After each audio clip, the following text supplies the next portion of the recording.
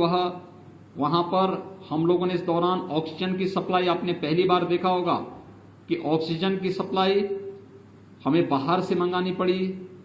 भारत सरकार ने oxygen express चलवाई, वायुसेना के विमानों का इस्तेमाल ऑक्सीजन के टैंकर को लाने ले जाने में इस्तेमाल किया गया और ये लगातार चला है। फर्स्ट वेव में हमारी प्रदेश की कुल आवश्यकता ऑक्सीजन की जो होती थी वो 300 मीट्रिक टन की हो जाती थी, लेकिन सेकेंड वेव में यह बढ़कर के 1000 मीट्रिक टन तक पहुंच गई। हम लोगों ने लगातार इस कार्रवाई को आगे बढ़ाया है, लेकिन साथ साथ हर जनपद ऑक्सीजन में आत्मनिर्भर हो सके, इसके लिए भी आदरणीय प्रधानमंत्री जी के मार्गदर्शन में एक कार्रवाई प्रारंभ हुई और अब प्रदेश के अंदर हम लोग इस समय 300 से अधिक ऑक्सीजन प्लांट लगाने की कार्रवाई को आगे बढ़ा चुके हैं। मुझे ये कहते हुए प्रसन्नता है कि आपकी मुजफ्फरनगर में भी 6 ऐसे प्लांट लगने जा रहे हैं जो यहां पर 4 पहले से थे, उनकी क्षमता कम थी, 6 नए प्रस्तावित किए गए हैं जिनको हम यहां पर लगाने जा रहे हैं। हम लोगों ने वर्तमान में जो एक आशंका व्यक्त की जा रही है कि गांवों में इन्फेक्शन बहुत ज्यादा फैल चुका है, राज्य सरकार उसके प्रति पूरी सतर्क है। 5 मई से ही हमारी गांव-गांव में घर घर सर्वे का काम चल रहा है। हमारी निगरानी समिति स्क्रीनिंग का काम करती है। स्क्रीनिंग के बाद लक्षण युक्त और हर संदिग्ध व्यक्ति को मेडिकल किट उपलब्ध करा रही है। उन लोगों को होम आइसोलेशन में रहना है, क्वारंटीन सेंटर में रहना है या हॉस्पिटल में पहुंचाना है, इसको तय करती है और सूची इंटीग्रेटेड कोविड कंट्रोल सेंटर में उपलब्ध कराती है।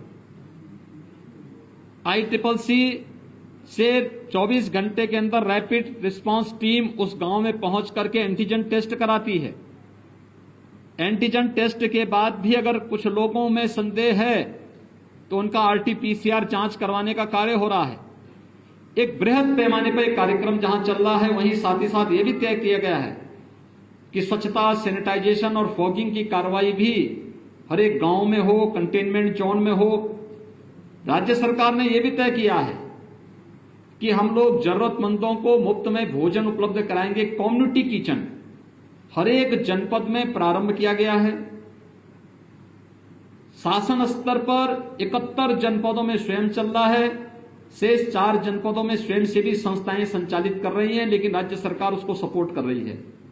हमने राज्य सरकारों से आज सुबह ही मैंने बैठक ली और मैंने इस बारे में कहा है कि नहीं, राज्य सरकार सभी 75 जनपदों में स्वयं भी चलाए और स्वयंसेवी संस्थाओं के माध्यम से भी हम लोग इसको चलाने की कार्रवाई करें। तो ये कार्य हमारा युद्ध स्तर पर पूरे राज्य के अंदर चल रहा है।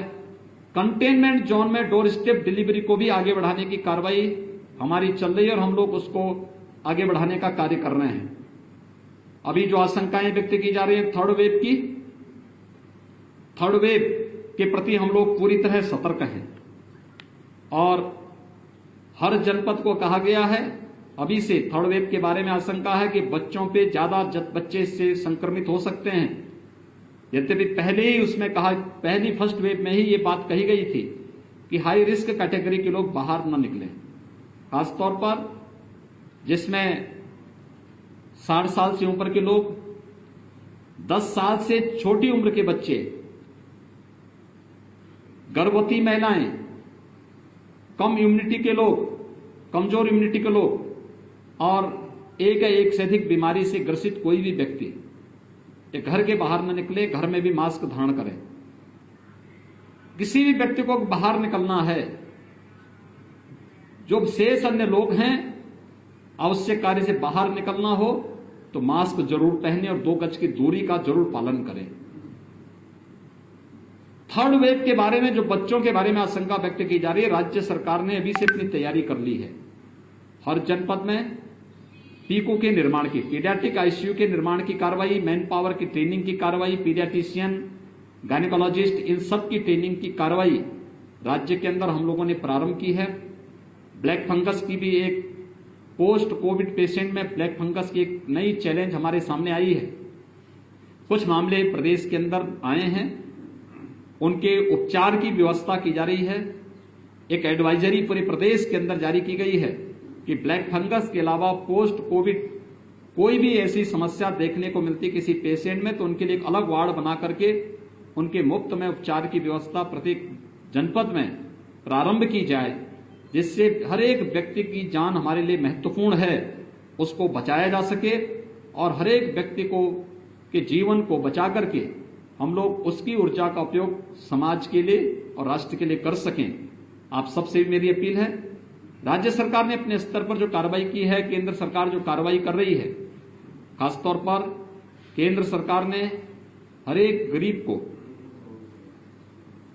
5 किलो यूनिट यानी पर यूनिट 5 किलो खाद्यान्न उपलब्ध करवाने की कार्रवाई शुरू की है। प्रदेश के अंदर 20 मई से खाद्यान्न वितरण होगा। राज्य सरकार ने जून, जुलाई, अगस्त 3 महीने के लिए हर पात्र गृहस्थी और अंत्योदय कार्ड धारक के साथ साथ हर जरूरतमंद को खाद्यान्न उपलब्ध करवाने, निःशुल्क खाद्यान्न उपलब्ध कराने की कार्रवाई को अपनी मंजूरी दी है। इसके साथ ही जो डेली कमाने वाले लोग हैं, श्रमिक हैं, स्ट्रीट वेंडर हैं, माली है, कुली है, पलेदार है, नाव है, धोबी है, मोची है, इन सभी लोगों को 1000 रुपये का भरण पोषण भत्ता भी प्रदेश सरकार ने अपनी स्वीकृति दी है। ये जून माह में सभी लोगों को मिलना प्रारंभ हो जाएगा। आप सबसे मेरी अपील है कि समाज को जागरूक करने और इस महामारी से मजबूती के साथ लड़ने में, प्रत्येक नागरिक को तैयार करने में, जागरूक करने में आपकी एक बड़ी भूमिका हो सकती है। आपके माध्यम से मैं सबसे अपील करूंगा, हम कोरोना प्रोटोकॉल का पालन प्रत्येक व्यक्ति करे। हर व्यक्ति अनावश्यक कोई भी घर से बाहर न निकलें, लेकिन अगर किसी को घर के बाहर निकलना ही हो तो मास्क जरूर पहने, 2 गज की दूरी का पालन जरूर करें। अगर कोरोना के इस प्रोटोकॉल का पालन हर व्यक्ति करता है तो कोरोना के खिलाफ देश की लड़ाई को विजयी बनने में बहुत देर नहीं लगेगी और इस महामारी से, इस सदी की सबसे बड़ी महामारी से हम सफलतापूर्वक विजयी बनने में हमें सफलता प्राप्त होगी। धन्यवाद जी।